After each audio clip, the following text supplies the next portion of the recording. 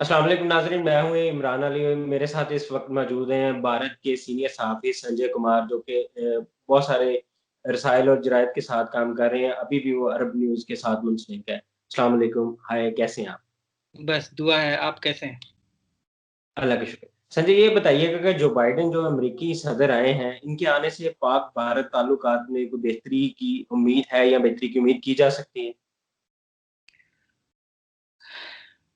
ये तो बड़ा डिफिकल्ट क्वेश्चन है, बट ये ज़रूर है कि वो उनका जो अप्रोच होगा दक्षिण एशिया के प्रति, इंडिया के प्रति और पाकिस्तान के तरफ, वो पुराने एडमिनिस्ट्रेशन, ट्रंप एडमिनिस्ट्रेशन से थोड़ा अलग होगा। और चूँकि वो समझते हैं कि जो दक्षिण एशिया में अगर शांति होना है तो इंडिया एंड पाकिस्तान को तो बात करना ही पड़ेगा और उनको बात करते रहना चाहिए। तो वो थोड़ा-सा ट्रांजैक्शनल रिलेशनशिप से हटकर ये स्टेबिलिटी की भी बात करेंगे साउथ एशिया में। और वो उनको ये भी जो बाइडेन खुद ही फॉरेन पॉलिसी में काफ़ी दिनों से इन्वॉल्व रहे हैं, काफ़ी लंबा अनुभव है उनको फॉरेन पॉलिसी का। तो वो भी ये कोशिश करेंगे और वो जानते हैं कि अगर अफ़गानिस्तान में भी पीस आना है तो इंडिया और पाकिस्तान के रिलेशनशिप को स्टेबलाइज़ करना पड़ेगा। इनके बीच एक ट्रस्ट लाना पड़ेगा, तभी जाके पूरे दक्षिण एशिया में माहौल ठीक होगा। उम्मीद करते हैं कि जो वो इस दिशा में कुछ काम करें। तो भारत इसके लिए तैयार है, भारत पाकिस्तान से ताल्लुकात बेहतर करने के लिए तैयार है, बीजेपी की गवर्नमेंट और नरेंद्र मोदी इसके लिए तैयार है? ये बड़ा डिफिकल्ट क्वेश्चन है मेरे लिए, मैं आंसर करना कि भारत इसके लिए तैयार है। अभी अगर देखा जाए, जो तैयारी का मतलब यही होता है कि जो पॉलिटिकल माहौल है, जो राजनीतिक माहौल है अभी, सियासी माहौल है, उसमें तो ऐसा नहीं लगता कि जो अ, भारत के जो प्रधानमंत्री हैं नरेंद्र मोदी, उनका कहीं भी फ़ोकस है कि पाकिस्तान से रिलेशनशिप सुधार ले, क्योंकि वो पॉलिटिकल माहौल ही नहीं है। उन्होंने उस ढंग से अपने को अपने पॉलिटिकल जो लैंडस्केप को, अपने पॉलिटिकल वर्ल्ड व्यू को उस हिसाब से उन्होंने कम से कम सेकंड टर्म में तो नहीं रखा। और जो अभी जिस हिसाब से इनका पूरा पॉलिटिकल ये एक बैकिंग है इंडिया में, डोमेस्टिक कॉन्स्टिट्यूएंसी है, उन डोमेस्टिक कॉन्स्टिट्यूएंसी को अगर वो ध्यान में रखते हैं तो मेरे ख्याल से इंडियन एडमिनिस्ट्रेशन के लिए पाकिस्तान से बात करना इतना और कोई पहल करना बड़ा मुश्किल लग रहा है इस माहौल में। हो सकता है बदलते हैं, माहौल बदलते हैं और सोच भी बदलती है, हो सकता है इनका सोच बदले। तो अभी एज ऑफ नाउ अगर आप पूछेंगे, जो मैं चीज़ों को काफ़ी करीब से देखता हूँ और भी दूसरे एक्सपर्ट्स भी बोलेंगे कि इंडियन गवर्नमेंट के लिए पाकिस्तान से एक बातचीत के लिए पहल करना को मेरे लिए अभी लगता है कि जो मुश्किल काम है। ये वजह तो नहीं कि जो नरेंद्र मोदी की गवर्नमेंट आई है भारत में, वो पाकिस्तान की मुखालिफ जज्बात पेश कराई है, पाकिस्तान एंटी पाकिस्तान नारे लगा के आई है। फिर से सवाल कीजिए थोड़ा-सा, आपका बीच। संजय, आप शॉर्ट में जो दिल्ली की बात कर रहे हैं, क्या इसके पीछे ये वजह तो नहीं है कि बीजेपी की गवर्नमेंट है वो पाकिस्तान मुखालिफ जज्बात पेश कर आई है, एंटी पाकिस्तान नारा लगा कर आई एक वो भी कह सकते हैं, एक एक ऑफ कोर्स, लेकिन इलेक्शन इलेक्शन में जो कैंपेन होता है और बाद में जो जिस ढंग से एडमिनिस्ट्रेशन चलता है, दोनों अलग-अलग सच्चाई पे निर्भर करता है। इलेक्शन कैंपेन में आप कुछ भी बोल लो, इलेक्शन कैंपेन में लोगों को मोबिलाइज़ करने के लिए आप कोई भी स्लोगन और कोई भी मोमेंटम बिल्डअप कर सकते हैं। But post elections when you start running the government, आपको जो जो सरकार की सच्चाई है, जो एडमिनिस्ट्रेशन चला और एडमिनिस्ट्रेशन की सोच होती है, वो अलग होती है। लेकिन अभी जो मेरा जो ख्याल है कि जो इस फॉरेन पॉलिसी में एटलीस्ट में पाकिस्तान कहीं भी इनके इनके फोकस में नहीं है। और मेरे मेरी नज़र में आने वाले वक़्त में भी नहीं लगता कि ये पाकिस्तान इनके फोकस में रहेगा। एक ये है, एक अलग सोच की सरकार है, और ये ऑफ कोर्स ये पाकिस्तान को बात करने का मतलब ये सोचते हैं कि इनके डोमेस्टिक कॉन्स्टिट्यूएंसी को, डोमेस्टिक कॉन्स्टिट्यूएंसी अफेक्टेड होगा, तो इस वजह से भी वो पाकिस्तान से पहल नहीं करना चाहते और कोई भी इनिशिएटिव अभी लेना नहीं चाहते। अगर पाकिस्तान की तरफ से मुज़ाकरात की पहल की जाए तो उसका मुस्बत जवाब नहीं दिया जाता है, इसकी क्या वजह है?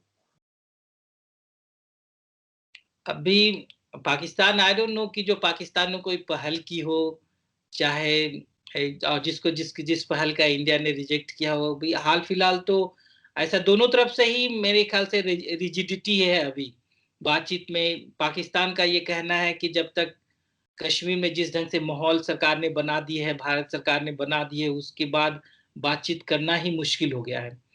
और भारत का ये रवैया रहा है कि एक पुराना स्टैंड रहा है और जो बराबर रिपीट भी करती है सरकार की, जो जब तक पाकिस्तान में क्रॉस बॉर्डर टेररिज्म नहीं बंद करेगी, जो बोलते रहते हैं, तो वो तो ये एक माहौल है।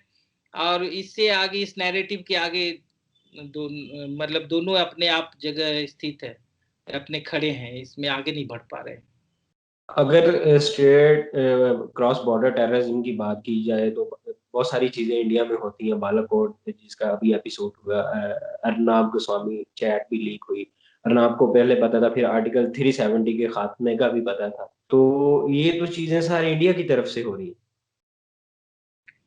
देखिए, अर्नब का जो एपिसोड है वो अलग है। वो मतलब ये है, अर्नब अर्नब के व्हाट्सएप चैट से जो निकल कर आया ये है कि जो बहुत सारे डिसीजंस जो गवर्नमेंट लेने जा रही थी उसके बारे में अर्नब गोस्वामी को पहले से पता है। सरकार ने अभी तक इस बारे में कोई रिएक्शन नहीं दिया है। अर्नब गोस्वामी ने उसमें अभी आप देखें ना कि कुलभूषण यादव वाला जो सीन है, कुलभूषण यादव का जो एतराफी बयान है जिसमें उन्होंने एतराफ किया है स्टेट स्पॉन्सर्ड टेररिज्म। तो अब ये तो इंडिया तो डिनाई करती है कि उन्होंने नहीं किया और वो पाकिस्तान के प्रेशर में किया। ये सब चीज ऐसे है ना कि जो कहना मुश्किल इसलिए भी है कि हमारे आपके लिए कहना मुश्किल है कि जो हम भी उस सच्चाई से वाकिफ नहीं है, लेकिन फैक्ट इज कि ये सब इरिटेंट है रिलेशनशिप में। ये सब, this is the reflection of trust deficit. ये जो लार्जर अगर पर्सपेक्टिव में देखेंगे तो कुलभूषण वगैरह जब केस है, ये रिफ्लेक्शन है ट्रस्ट डेफिसिट का। तो अगर हमें ये जरूर ये कोशिश करना चाहिए दोनों मुल्कों को, इंडिया को खासकर, इंडिया एक बड़ी मुल्क है इस दक्षिण एशिया में, इसके काफी स्टेक्स है, काफी। मैं एज एन एनालिस्ट सोचता हूं कि अगर इंडिया को ग्रो करना है इन द स्ट्रेटेजिक कम्युनिटी, एक जियोपॉलिटिकल एक स्पेस ज्यादा बनाना है, तो पाकिस्तान को साथ लेकर पाकिस्तान से एक फ्रेंडशिप बनाकर ही चलना पड़ेगा, जिससे इंडिया भी ज्यादा ग्रो कर सके। अदरवाइज मैं समझता हूं कि इंडिया हमेशा एक back of the mind, Pakistan will always be there, आप बात नहीं कर रहे, ये नहीं कर रहे, तो हमेशा आप उससे जूझते रहोगे। तो कोशिश करना चाहिए कम से, देखिए प्रॉब्लम्स हैं, अगर हम उसको सॉल्व कर पाए नहीं कर पाए ये अलग चीज है, लेकिन एक कोशिश होनी चाहिए। प्रॉब्लम है कि इस एडमिनिस्ट्रेशन ने अभी तक कोई कोशिश नहीं की उस दिशा में काम करने के लिए। और जबकि इनके जो प्रेडिसेसर थे वाजपेयी जी, चाहे उसके बाद मनमोहन सिंह, एक कोशिश थी कि जो चलो एक रिलेशनशिप को नॉर्मलाइज किया जाए, और इनको भी ये कोशिश करनी चाहिए थी। और धीरे धीरे ही आगे बढ़ता है, इतना लंबा दौर से विवाद है, इतना लंबा दौर से समस्याएं हैं, तो इसका सॉल्यूशन ग्रेजुअली होना था और इनको कोशिश करनी चाहिए थी। अब मुझे लगता है कि जो ये इसमें इंडियन गवर्नमेंट को इनिशिएटिव और लेना चाहिए था, आउट ऑफ द वे जाना चाहिए था, जिससे कि स्टेबलाइज हो जाता है। यहाँ भी इनका इतना रिसोर्सेज, दोनों गवर्नमेंट का इतना रिसोर्सेज वेस्ट होता है केवल मैनेजमेंट में, ट्रूप्स मैनेजमेंट में, आपको सिक्योरिटी मैनेजमेंट में। आप ह्यूमैनिटी के कंसर्न्स को भी देखते, एक ह्यूमन कंसर्न्स को देखते, इतनी बड़ी आबादी है दोनों तरफ, उसको अगर उस इंटरेस्ट को दोनों देख के दोनों देश अगर मुल्क ध्यान में रखकर काम करे तो मेरे ख्याल से ये अच्छी बात होगी।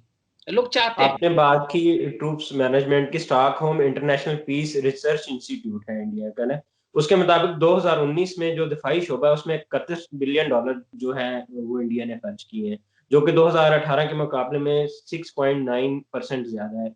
आप क्या समझते हैं कि अगर इसका आधा भी इंडिया की गवर्नमेंट इंडिया की आवाम पे खर्च करे तो क्या बेहतरी आएगी उनकी जिंदगियों में?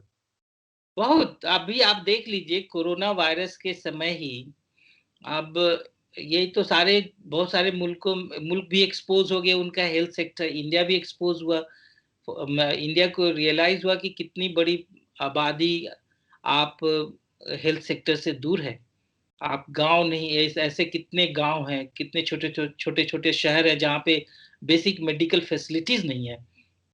अब इस क्राइसिस के दौर में अगर आप ट्रूप्स पे खर्चा कर रहे हैं, अगर आप मिलिट्री इक्विपमेंट्स पे खर्चा कर रहे हैं, तो ये बड़ी चिंता की बात है। और अगर वही पैसा अगर आप इन्वेस्ट करते इंफ्रास्ट्रक्चर बिल्डअप कर में, डोमेस्टिक इंफ्रास्ट्रक्चर बिल्डअप में, बेसिक फैसिलिटीज इंप्रूव करने में, तो बड़ी आबादी आबाद होती, बहुत लोग, देश आगे बढ़ता। तो ये सोच बदलने की जरूरत है दोनों मुल्कों में। बहुत हो गया 70 साल 75 साल एक दूसरे से जूझते रहे। अब मेरे ख्याल से अब वो वक्त आ गया है कि हम उसको ये सोचे कि जो अब आगे एक नैरेटिव को बदले और एक इस दिशा में काम करे कि दोनों का जो रिसोर्सेज है, वो जो रिसोर्सेज अफेक्ट हो रहा है उससे मोबिलाइज, इंटरनली मोबिलाइज करके अपने ही लोगों पे वो यूज करे, तभी आगे बढ़ेंगे। सोच तो बदलने की जरूरत है।